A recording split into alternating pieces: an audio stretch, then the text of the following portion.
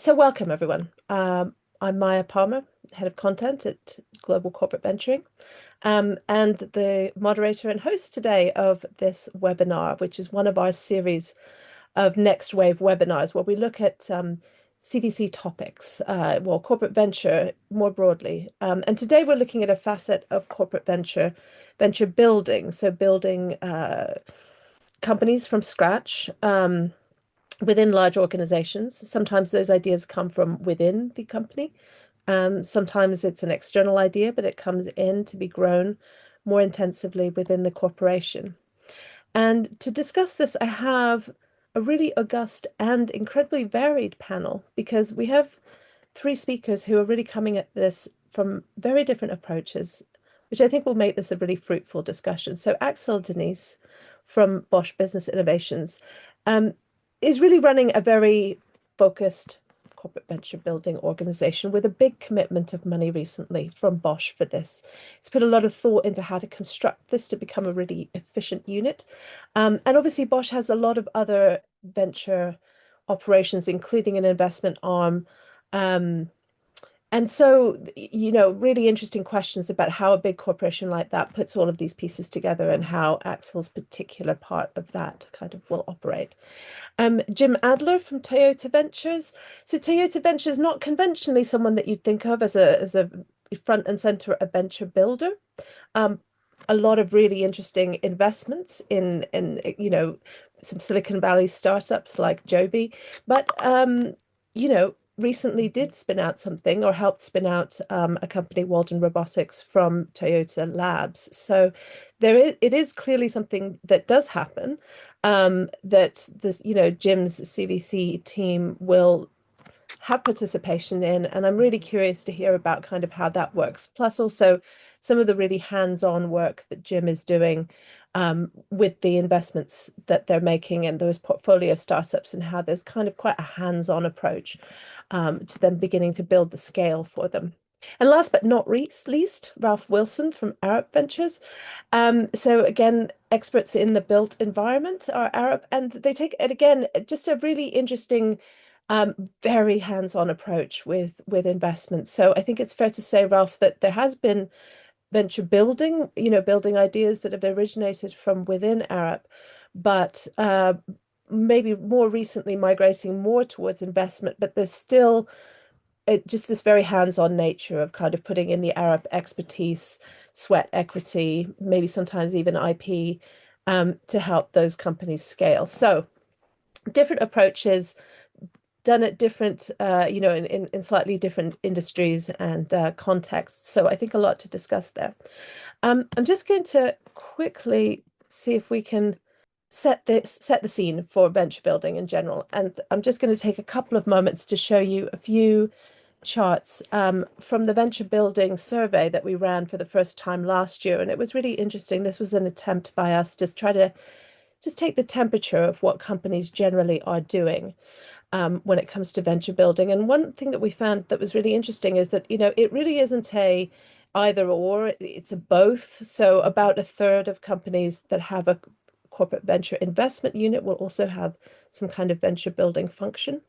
And so, bringing those two together, I think is a key question.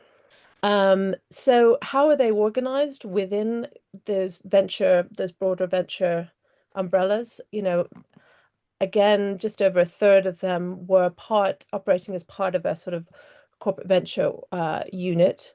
Some of them were a small number of them were standalone teams. There's many people who work with maybe an external venture building as a service provider.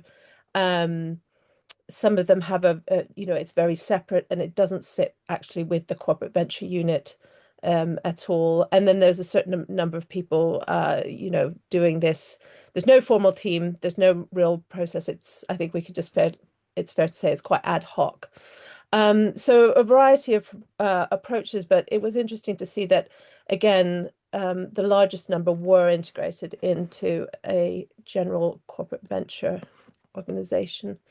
I think we looked at, the innovation priorities. It probably doesn't come as a huge surprise that Horizon 2, so building new businesses related to the core business, so sort of is one of the core goals, I mean, business building, it does make sense. And but also, there's also almost an equal amount of looking at sort of future disruptions and some really immediate business problems as well.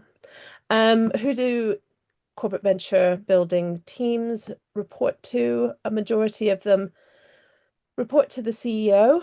But actually, what was really interesting was when we then looked at ones, we broke down corporate venture building organizations into how the length of time that they'd been in operation. So separating the startup ones that had been in operation for sort of less than 3 years to the ones that were in the sort of middle phase, and then ones that were sort of 7 years plus.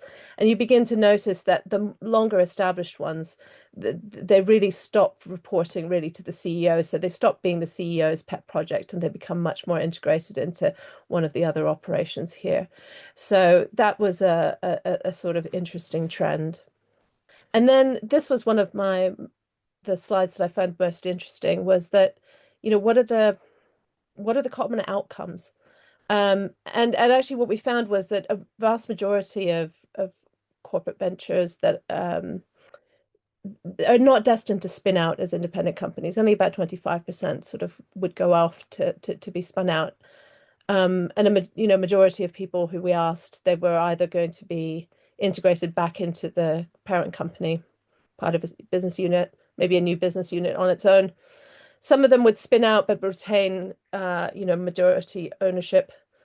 And some of them just end up being, technology licensing. But so we're really the spin out option, which we often think about as being the most classic cases, is really only happens in a minority of times. So that's setting up the scene as we know it today. We are actually currently conducting the second survey, and would really anybody who's listening to this webinar and has a corporate venture building unit in their company and has about 15 minutes to fill in our survey, we'd be really grateful, because I think year two, this data starts to become very much more interesting, especially as we can start to maybe see some trends and how things are shifting. So I'll just finish there with that plea. I think at this point, I'd like to invite the panel who are the ones with the expertise to come and join. And maybe if I could start with getting you all to introduce yourselves a little bit better than my potted introduction. And just tell us a little bit about like how does what's the setup with your organization, and in no particular order, but I'll start with you, Axel. Again, Bosch Business Innovation, there's been this kind of renewed commitment from Bosch for this, so it's really interesting, and tell us about how you're sort of thinking about setting that up. Thanks, Maya, for having me. Hi, everyone. Glad to be here. Well, myself, I come from the startup world. I've been a founder myself most of my career, then made it to a CVC, and now I'm a venture builder, and I have seen it from all those different perspectives. Yes, Bosch has a 200 million fund set up just the beginning of 2026 for a venture building program, which is designed around, when I look at your numbers, Maya, we seem to be a very small outlier in the field. We are spin-off centered, so we build founder-led VC-friendly startups where we aim to have a minority in. We do it in a separate company outside of the mothership. And I don't know, from all the stats, I found myself in the lowest, smallest piece of the pie. So Well, I consider that a good place to be in. well, if you're not following the herd, you could be onto something really special. So which Right. leads me to this question of like tell us about the thought process of like why did you want to set it up in that way? Did that sort of look Yeah, at it, that felt like sure. it was So going to get the best outcomes? absolutely. Of course, corporate venturing is huge. A lot is possible. Should it be in one unit? I have seen it both in my previous role running the CVC and the corporate development at PricewaterhouseCoopers. We had it in one unit. Now it's separate. It's a pros and cons for both. Now, the way we have set it up, so my belief is corporates should not build startups. Startups are better off on their own. Okay, so if a corporate gets involved with this business, there is a need for a right to play. And this right to play for an industrial company like Bosch, we believe, is the R&D and IP library. So there are a lot of companies like us that continue to invest massive amounts in R&D. And if you do that, you know that not all of it, at least honestly speaking, a minority of it is making it to a product. So what do you do with the rest? Question number one. Question number two, can give you a right to play if you commercialize these assets? Can you give ventures a head start? And then, yes, you should build startups. So that's my first belief. Second belief is you should not build it in-house and not for internal use. So we designed a program around, we consider ourselves a fund of funds. So I deployed a 200 million venture building fund in different vehicles that are run independently by GPs, independent venture studios, and investors. And they do the building. And the corporate is focusing only on technology transfer, providing the unfair advantage, like bringing assets into the ventures. And second of all, being a good investor that is not scaring away the capital market by acting as a corporate jerk, but instead play the rules in VC. And that's basically it from in a nutshell. What we try to do different. Of course, the devil is in the detail. It's a global program. Where do you build? It's, of course, a lot more can be said about that. Yeah, and I think we can dig into that a little bit. But yeah, no, great to have that grounding. It sounds like you're trying to keep as hands off as you can until the corporate can make that difference. So I think that'll be the interesting nub to, where is that point of collaboration then coming in, and that we can come to in a minute. But I'd love to hear now from if we go to you, Ralph, tell us a little bit about Arab, and also because as I mentioned in the beginning, I mean, you guys have built ventures, and then your focus is now more on the investment side. So I'd love to hear a little bit about how that pivot has been. Yeah, of course. Hi, everyone. Nice to be here. So, yeah, as you said, Maya, so I work for Arup, which is a large engineering consultancy. And within that, we have a small ventures team, which I've been with from the outset, really. I sort of dabbled in startups earlier in my career as well, but most of it, I have to say, has been shifting from an engineering role into a sort of R&D role and into a ventures role within Arup. We started out really as venture builders and also doing IP licensing. So all about taking IP from within Arup and finding ways to commercialize it outside of our consultancy model. As you mentioned, over time we do still do that, but we've shifted the focus towards investing. In all cases, I mean, where we're unusual is that we don't deploy capital. So when it comes to investing in early stage companies, it's all about sweat investments. So we invest services and IP and data and support and sort of everything but cash to try and give those companies an advantage. And equally, when we do venture building, we obviously put lots of resources into developing those companies, but at the point that they spin out of Arup, we don't put cash in, and so we're always looking for outside and investing in. And what Axel, you said a few things that resonate with me, but the one about making companies investor friendly is so crucial, right? Because we hand over the reins really at that point to outside capital, and so the structure has to look like something they recognize and want to invest in. So yeah, to date we've spun out 7 companies, 2 of which have gone through to an exit, 1 of which was shut down, and 3 of which are sort of still out there growing and and I'm sorry, we've done 6. We're kind of in the process of a seventh. And I would say these days we sort of do it opportunistically. We've found that really the available pool of opportunities within the business that are like spin outable is just sufficient to warrant a full-time team who only does that, right? We might do one a year if we're lucky, probably one every 18 months. And so the good ideas don't come along super often. And yeah, we found each of them quite, I mean, I love doing it, but they've all been challenging in their own ways. They're kind of hard. And meanwhile, we've seen the whole kind of venture ecosystem in the built environment really evolve around us.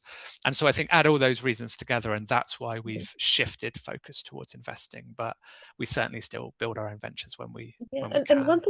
one thing that I'm hearing from you, which I think is really interesting, is actually that it's almost as if doing both of these things then keeps you almost in your fitness level up for when then that internal opportunity comes up. And if you were just, as you say, it's probably not sustainable to have a team that just waits around for that one a year opportunity, but also in the meantime to be doing all of these other things.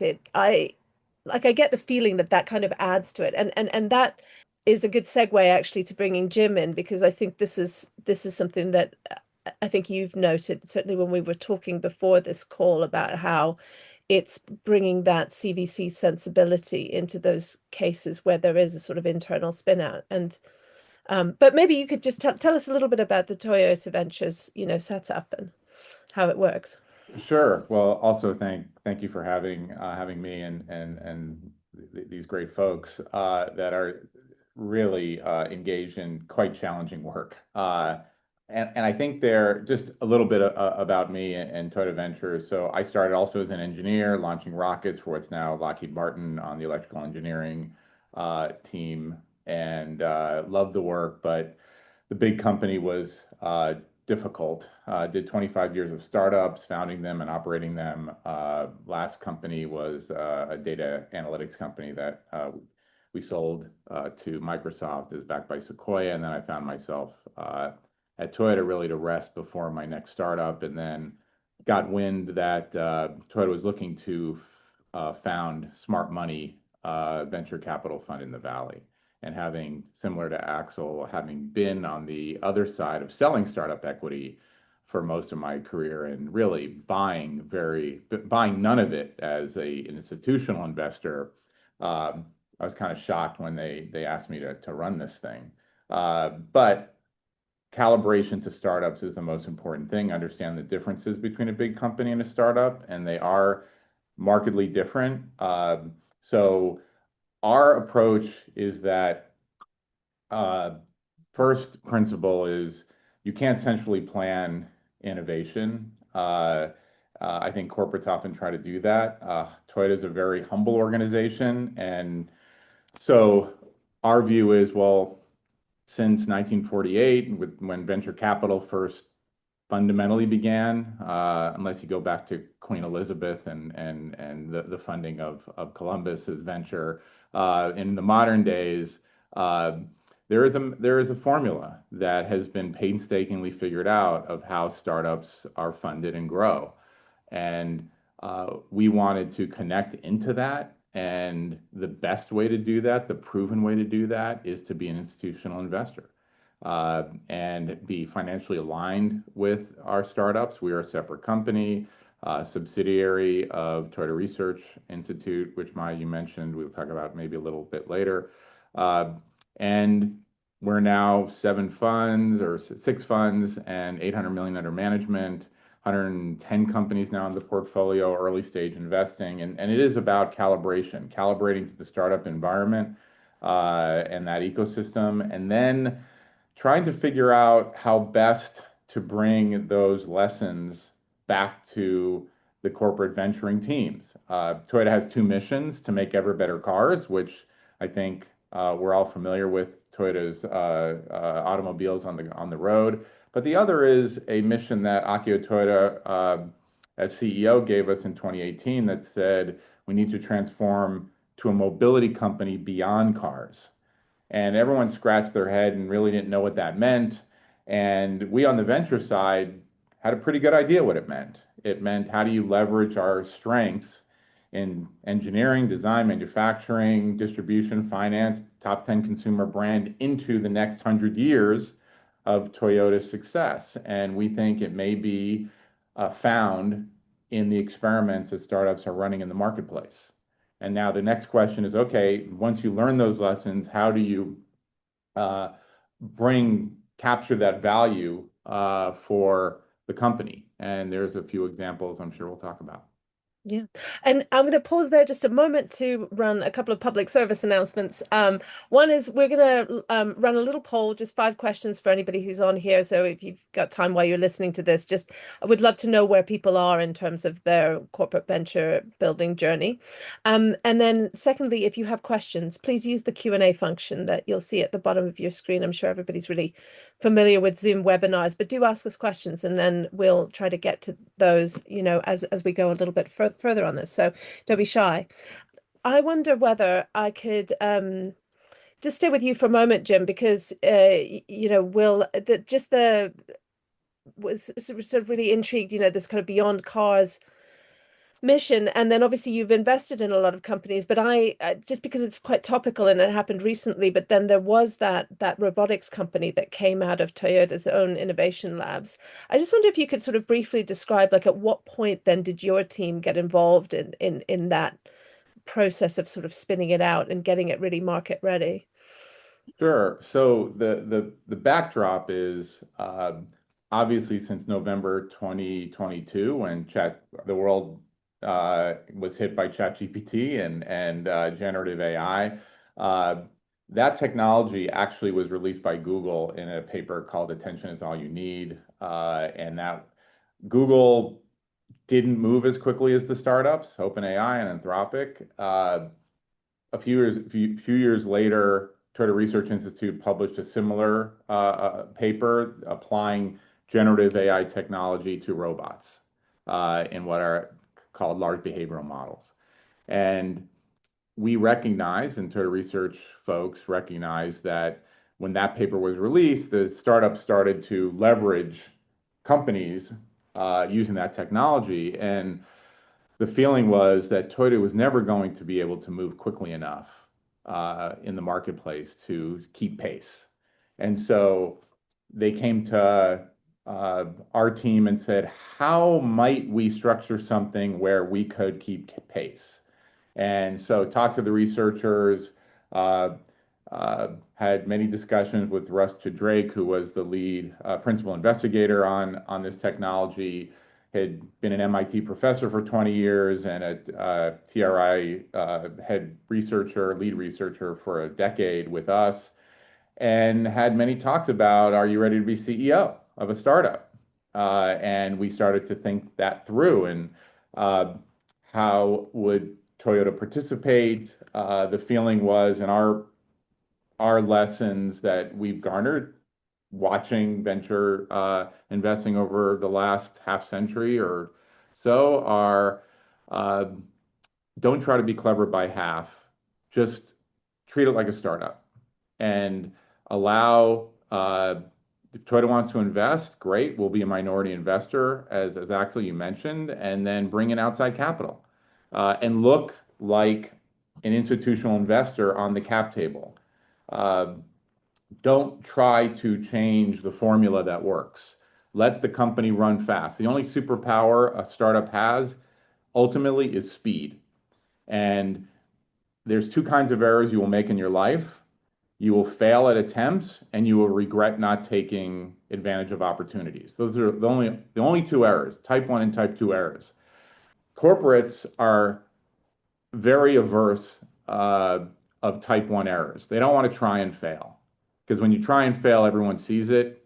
Uh, they're okay missing opportunities because they're very focused, innovator's dilemma, on the revenue and market that they serve. Uh, but startups are the exact opposite. They don't mind failing. Failures are cheap and you learn a lot. What you don't want to do is miss opportunities. And so the corporation is really, especially a large one, is ill-equipped to compete in a quickly moving market because they're so type one error averse. And they won't take the chances. They won't swing the bat, as we say. And they'll just let the strikes be called, to use a baseball analogy. So that's why we did Walden the way we did it. And now they raised $300 million. Toyota is a significant investor, but not a majority investor, of course, small minority investor, actually. And now the company, I think, is set up to keep pace with the industry. Yeah. So it sounds like you had again, quite a shaping view in terms of making that, that market ready structure. I wondered whether any of that, Axel, resonated with you and how you were looking at, again, you sort of, I think, answered one question that I had, which was, this why venture building. I mean, there are so many other easier ways, I think, to approach this, but you were talking about, finding that unused IP and then creating something. But yeah, I'm just wondering on your thoughts on how are you thinking about making that process work really, smoothly and having that voice like Jim has had, and making sure that it's very it operates by the normal rules of venture. And well, why venture building? It's a way to de-risk new markets. If you operate in venture building in the core business or in the adjacent business, I think you're in the wrong territory. I think venture building is for Horizon 2, 3. It's a cost efficient way to de-risk new markets and shape your mothership, your mother organization, to become fit for the future and de-risk new opportunities cheaply. So number one. Number two, of course, you need to do it right. We have discussed it already. I always say backed by a corporate, but not blocked by a corporate. That's the rule of thumb. And every decision you should look at it: is it entrepreneur first, and is it blocking or helping? Now, operationally, and I know you want to go a little bit deeper into the weeds. I mean, as I've said, so I think the most important part is to and maybe one more answer to the why. Now, a CVC, and we have one, Bosch Ventures, very successful, also 6 funds, etc. Every CVC or VC relies on great deal flow. Okay, if you're good at it, you get the best deals and you're better off. Venture building is actually your chance to move upstream. So you make the decision which venture is built in the first place. Okay, so you make conscious design choices, which founders, which tech stack, which market. You can make a lot of choices, and if everything plays out well, you potentially build your dream company. I always, when I talk to early stage deep tech VCs that we try to attract for our spin-offs, I keep asking them, what is the company that you would not want to have on your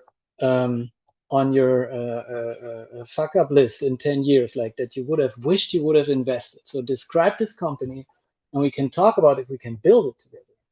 Okay, so a lot of VCs, actually early stage, of course, are interested in my pipeline because they know we can make a lot of choices. So you don't have to wait for deal flow, you build it. That's also a why. Now, the how, the way I do it, the way I see it is, it's a global program. I want to build in Brazil and Japan and India and China, very different markets. I would never set up a corporate organization to do that. So I collaborate with local GPs. I create special purpose vehicles with them. I deploy capital into these. They act like investors and do the building.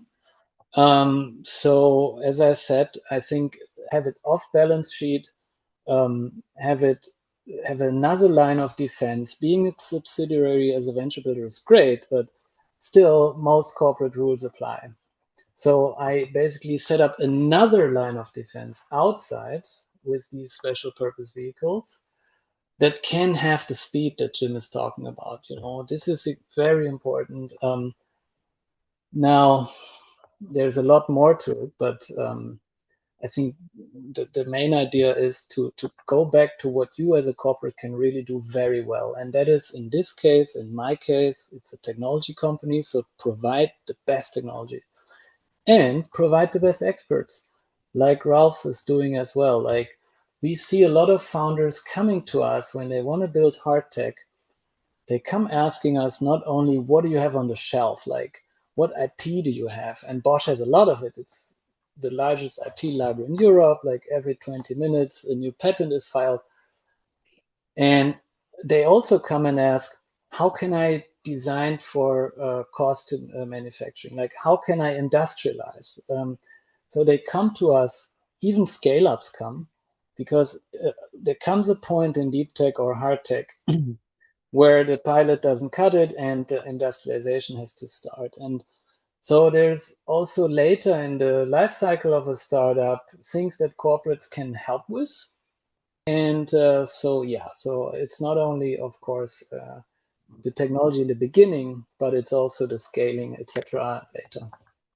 Now, I'm getting some really good questions in, so I'm going to try to weave some of these into the debate, and I think there's a couple that I think maybe Axel, I can, that there's always this always comes up. It's the sort of skills and talent, and it sounds like in some cases, this isn't something that you are necessarily having to be handpicking because is the team building happening in these special purpose vehicles, and it's a little bit more autonomously done than landing on your desk, or am I mistaken in kind of how that's organized with you?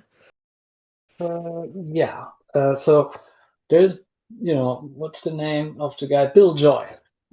Joy's Law. Okay, the smartest, like the co-founder of Linux, and he said, no matter who you are, the smartest people work for someone else. Okay, it doesn't matter if you're Google or SpaceX, and that is true, of course. So the founders for our ventures, we never actually find them within Bosch. So we deliberately look for AAA founder talent, high caliber talent, especially on the CEO side. And to attract those, yes, it's not. I'm not doing it personally.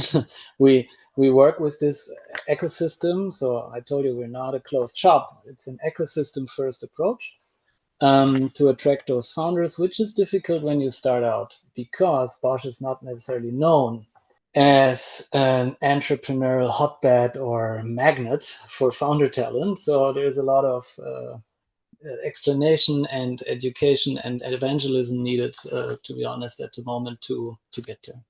Right. Yeah, So okay. But you are, and so building that, and then in terms of any internal resources that come in, are they more just like experts that would come in and maybe do a little bit of advising, but they're not really joining these companies? No, I mean, our experts, like especially, so we have 80,000 scientists, developers, great people, amazing talent. We usually put them in the supervisory board for as long as the startup teams, the CTOs need them. And once they have done like if you give technology to an external founder, they have to adopt it. It's like a child, like it's not mine. It's not the not invented here syndrome can also come with CTOs. So there's a transition phase, and in that phase we put the experts in the supervisory board, and then we phase them out. Okay, that's really interesting.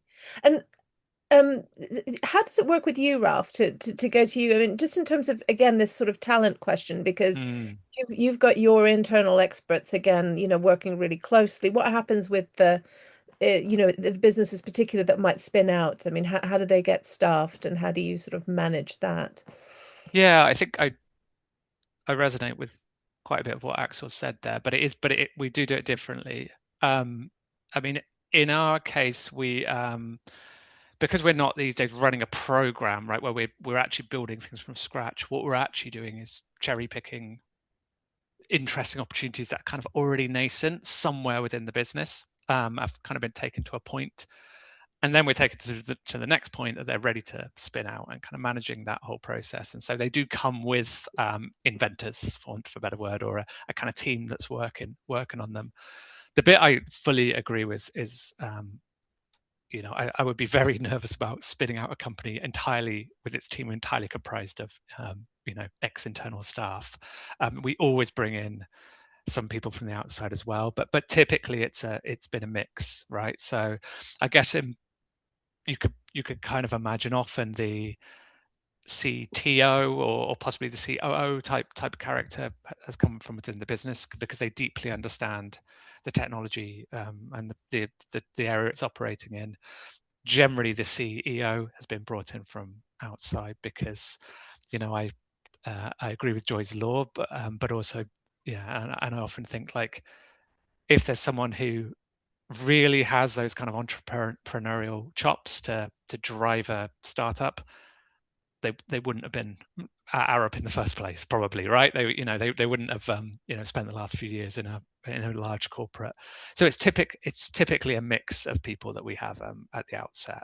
We haven't done anywhere we don't bring any internal staff member and along. does it resonate with you that it can be a little bit tricky in the beginning to kind of attract those people and to convince them that these are kind of good opportunities for them, because it's not your classic startup, right? So is there a conversation, and how does that go when you're persuading them, maybe? Yeah, exactly. I think that there is certainly, you come across skepticism, and people often, I think, kind of club kind of corporate spinouts in with university spinouts, and there's been a lot happening I think in the university spinout industry in the UK at least to sort of improve the kind of the structure and composition of university spinouts in terms of them being investable for VCs.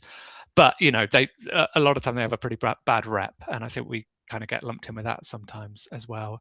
So I think what we've learned is in the first couple of times it was a bit uncomfortable, right? Because Arup had this perception that like we can remain the majority shareholder, we can give kind of small incentive packages to incoming people, it'll all work out, and actually you've got to create, as Axel said, something that's founder led, and so that dictates the point at which you spin out something as well, right? You can't take it to the point where you've already invested millions and millions of resources, and it's just the equation doesn't work in terms of the equity stake you take forward versus the valuation of the business versus the amount of capital you've already or funding you've already put into it.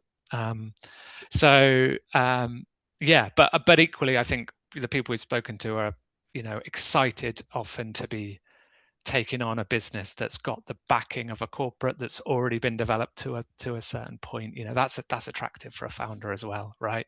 To not be starting from scratch. Yes, there's an advantage there. And just to be clear, do they get a sort of pretty founder friendly package without revealing anything that's yeah.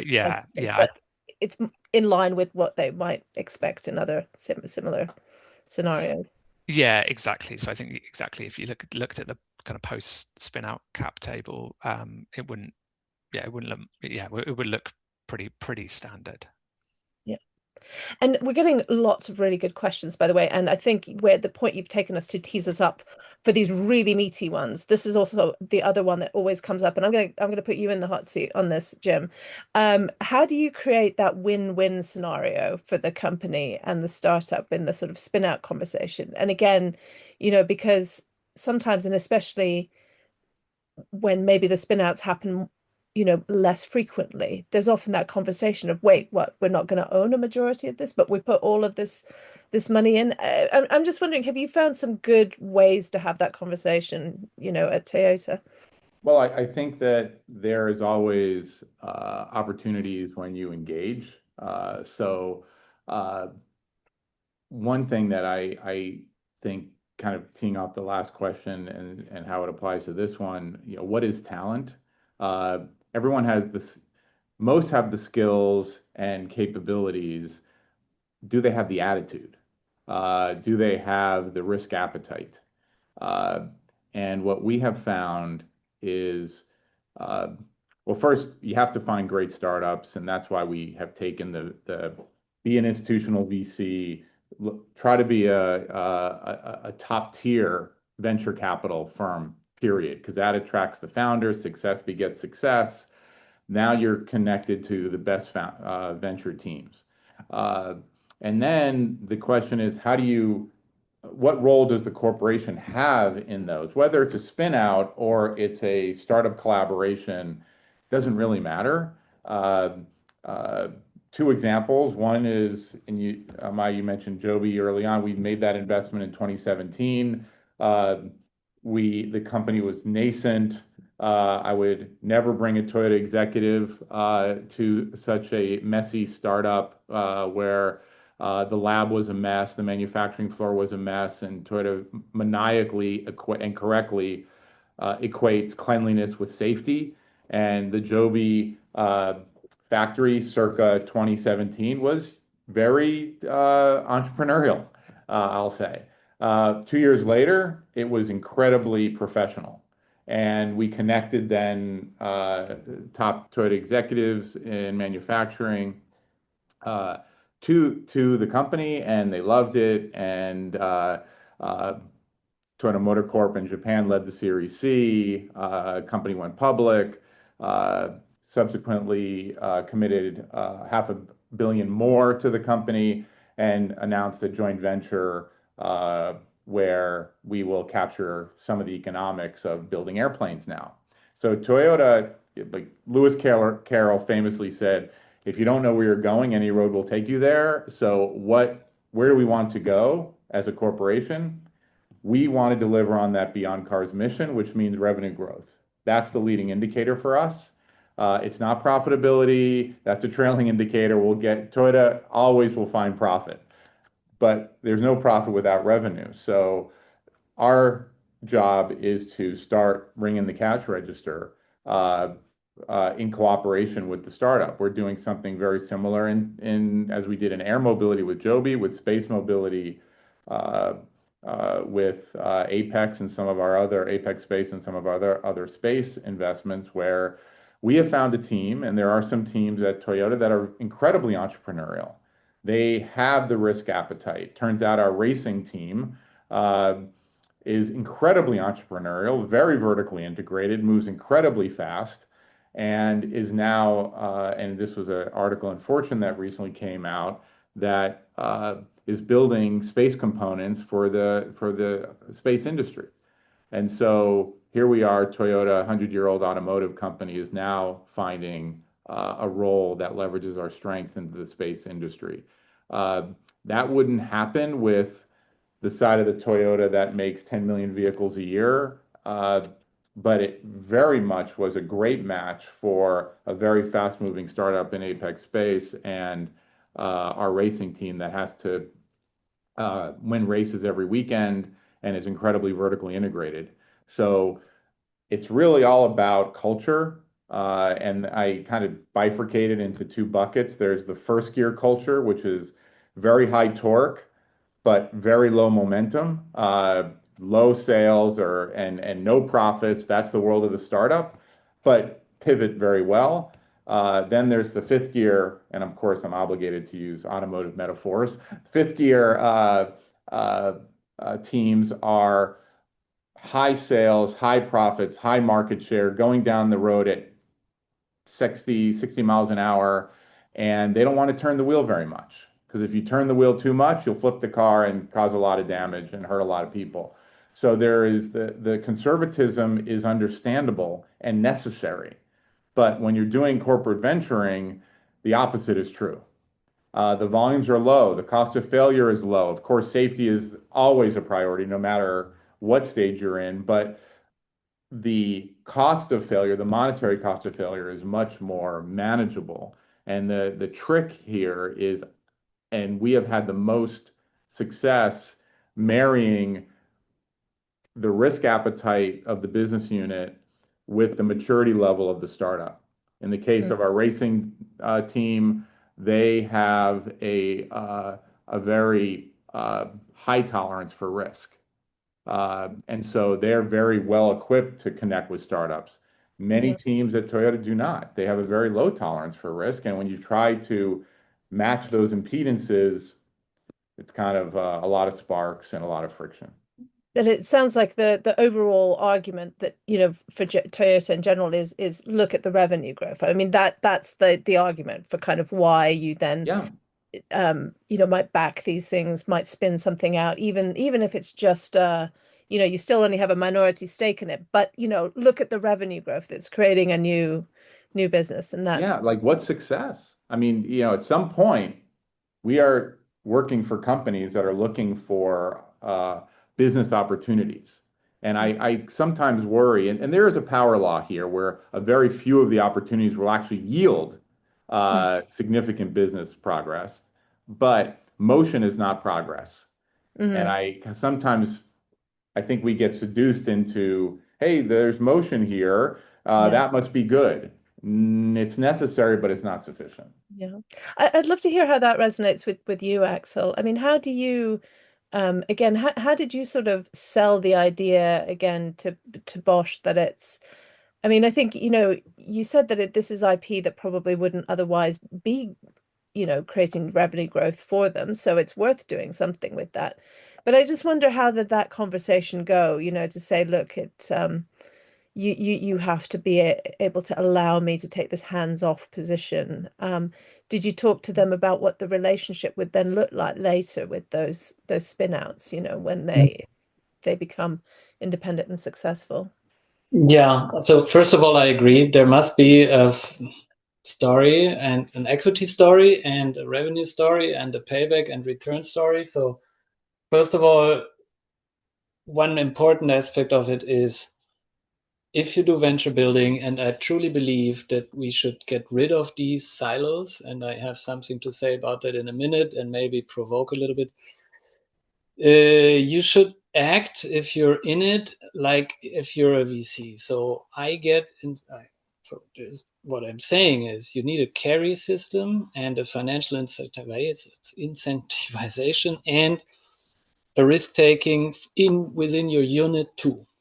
Okay, so if you're operating a venture builder that has no incentive to create financial returns, be it a MOIC or an IRR or DPI, whatever you agree on with your company, you are potentially going to fail because that's the formula that Jim is talking Yeah.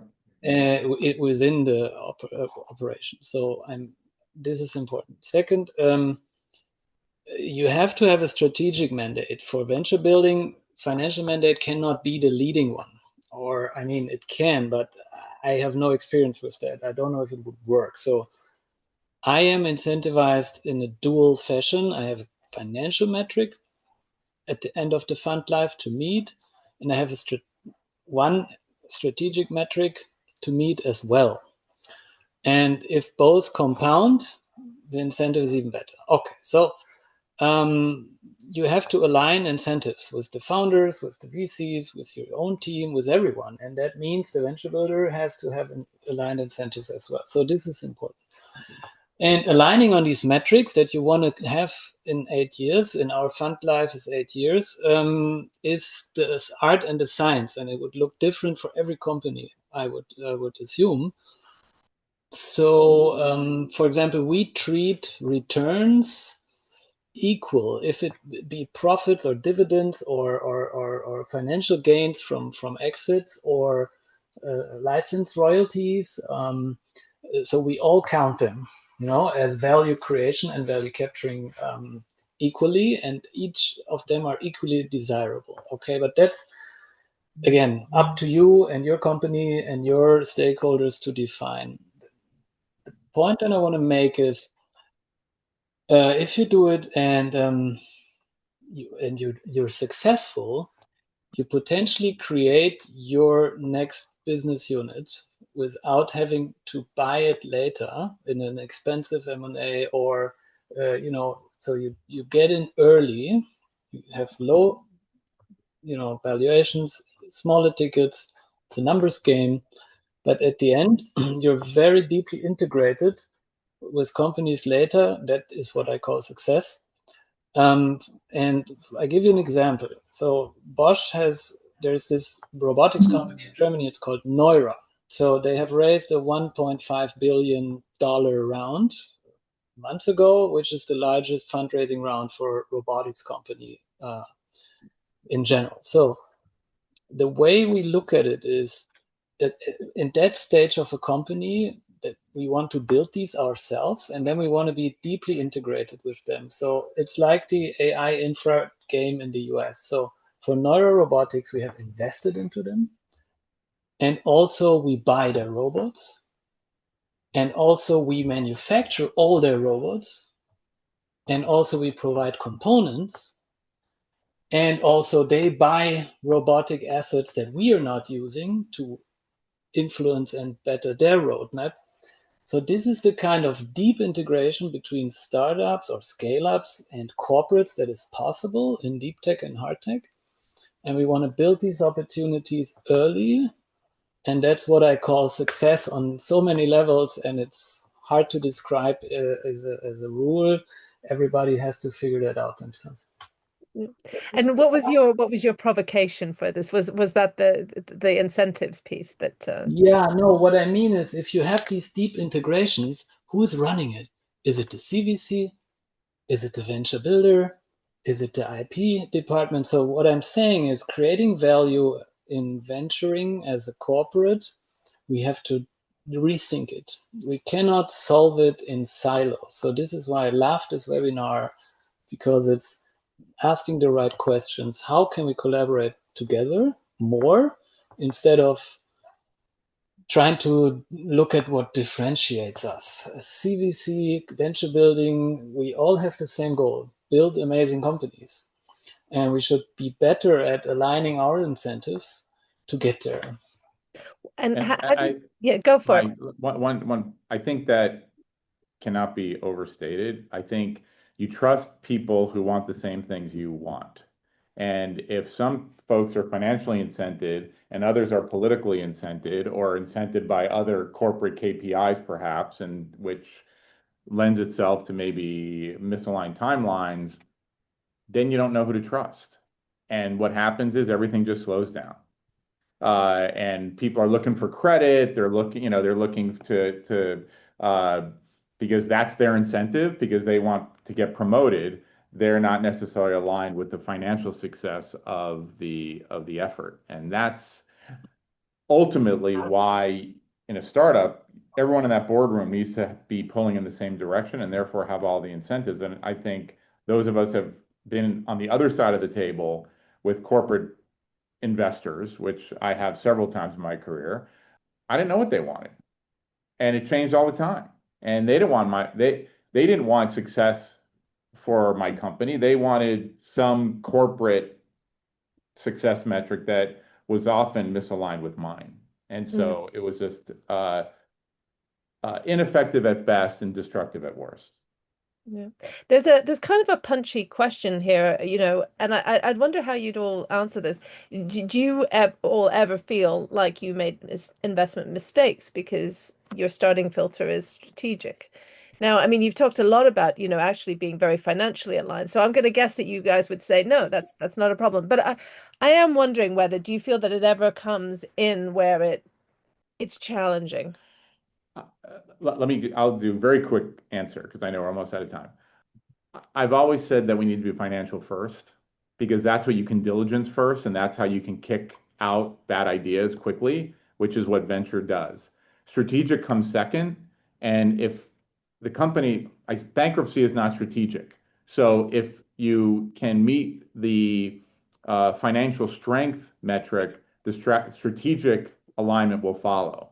But the converse is not true. If you do strategic first, you end up investing in a lot of losers that lose a lot of money, and you lose a lot of confidence by your corporate parent.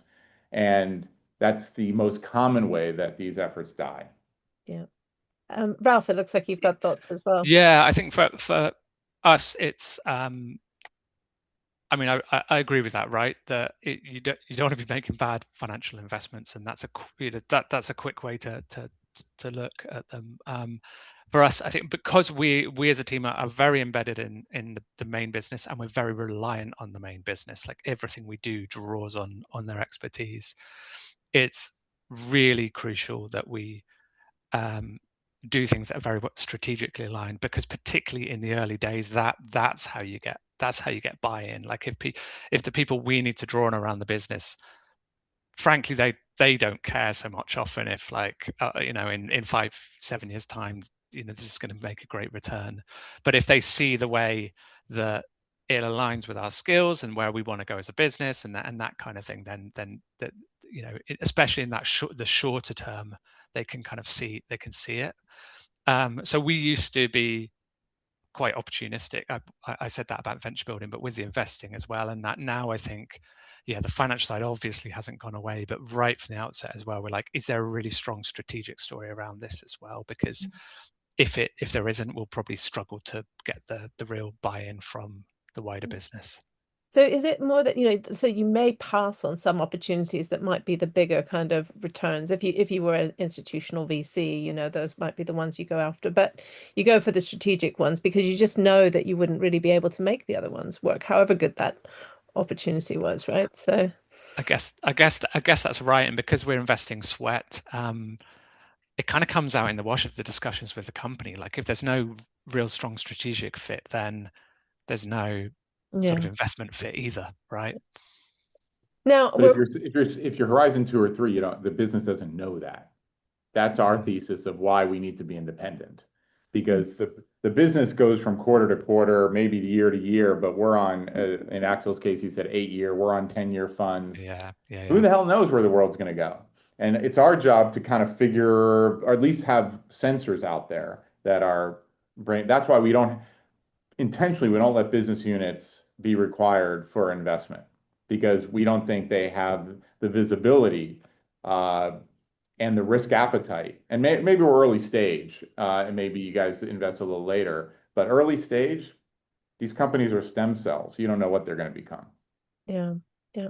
Now we're coming almost out of time. So one interesting thing in our poll was that it did seem to show that a lot of people on this call are quite in the early stages of their venture building. So I'd like to give everybody who's like at the beginning of that journey a little present, which would be, you know, a piece of advice. Maybe something that hasn't come up on this call, but what's something that if you could go back and tell yourself, you know, looking back, what would have made this easier? You know, if you think specifically on the venture building part or the coordination of that venture building with the rest of the business. And I'll start with you, Ralph, and then I'll go across.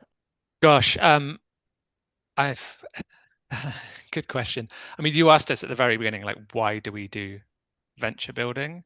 And maybe this is patently obvious, I don't know, but I think before setting out on it, you've got to have a very clear idea for your own business of why you're going to do it. I think in the first one or two we did, we either sort of just did it because there was a good opportunity, there was no home for it, so let's just sort of send it on its way. And because it sounded exciting and different, but that's kind of not enough. So I think there has to be a really robust story about why commit resources to this, and why do we think we can do a good job of it. Yeah. And yeah, So if you're not sure, yeah, you're not there. Okay. So have a good story. What about you, Jim? What would you advise? Any business is mission, strategy, operations, and culture. And culture is as Peter Drucker said, eats strategy for breakfast. I think it eats all those for breakfast. And I was not appropriately calibrated to how important those differences are. And I've watched that when the cultures are matched, amazing things happen. When they don't, it's just incredibly difficult, an incredible waste of time. And calibrate to the cultural alignment first, and then move from there. And if we are seeing more and more success when we really steer on cultural alignment before anything else. So get those fast-moving racing team people working with the space startups, right? Don't try to put I don't know, the sort of the safety team on there. That's right. Exactly right. And it's amazing how quickly things will happen when those align, and then what were headwinds now are tailwinds. Yeah. Sounds good. Okay, Axel, I'm going to give you the last word on this. What advice would you give to someone starting out? Yeah, talent. Talent and AI. I strongly believe that all of our businesses in corporate venturing will be incredibly disrupted, like our portfolios will. like Jim said, no one knows what's happening in 5 years.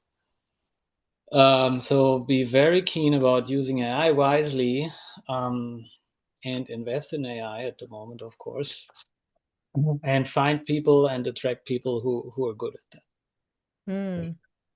So you think, and we didn't even get into the how AI will change this, but you feel like it will play an increasingly large role just in the running of the venture building operations.